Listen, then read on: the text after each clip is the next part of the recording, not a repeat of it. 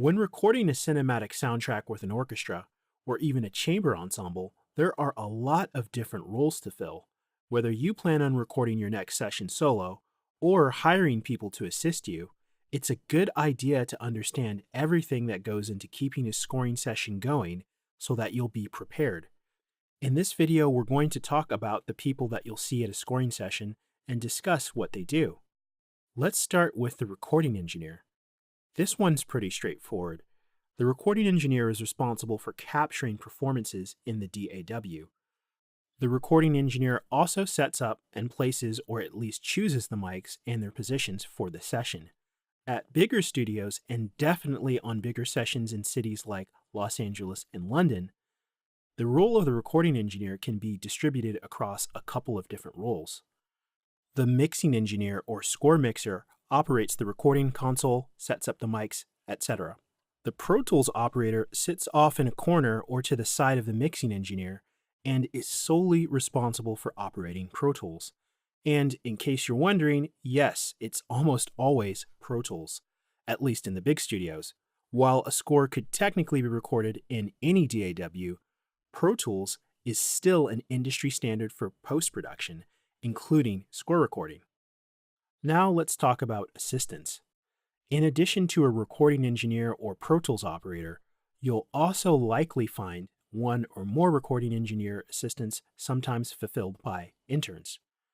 Their role depends on the session, but in general, they're there to watch the engineer's back and jump in to fix things quickly if anything goes wrong. This could be anything from switching out a bad mic cable to checking headphones, things like that.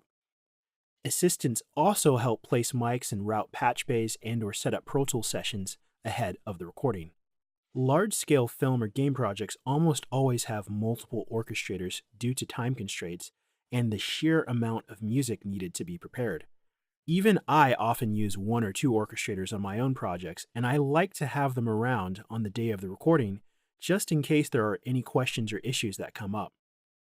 If I need a new version of a part or a fix to something, one of my orchestrators can usually handle that pretty quickly. Copyists work with orchestrators in preparing parts for musicians from the scores.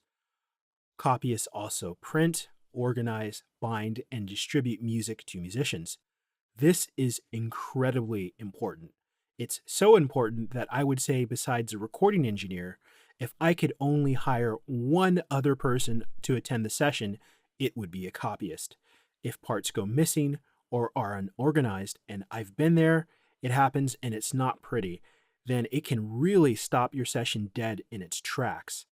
The cost of hiring somebody to do this is also a lot less than the money that you could potentially lose in session downtime, especially on big sessions. The contractor is the person responsible for contacting musicians, handling payments, and making sure that everybody shows up to the sessions. Translators are only usually needed for remote sessions. Luckily, all of my staff speaks English, so that's not necessary for me or my clients, but when you're booking a remote recording service, you're likely to have a translator as well. The conductor's primary job is to lead the musicians during the session, but also acts as your liaison between you and the musicians. A really great conductor is good at keeping the musicians focused and keeping the questions down to a minimum because, trust me, you don't want 60 individual musicians all taking up time by asking their questions during a session. In the United States and United Kingdom, in big sessions, you might find somebody called a music editor. Music editors are responsible for helping the film's soundtrack fit the cuts in a film and are often an integral part of the scoring process for some composers. Remember, this is just a list of roles that need to be filled, not necessarily a list of people. Sure, on large budget productions, you may see each of these roles fulfilled by one person or several people for each role. But on lower budget sessions, you'll probably have a smaller team of people to work with, each wearing multiple hats. You may not have the budget to hire a huge team, but use your dollars wisely, and if you do end up multitasking, make sure that your team is clear on their roles ahead of time, and most importantly, make sure that they're well rested and you'll be all right.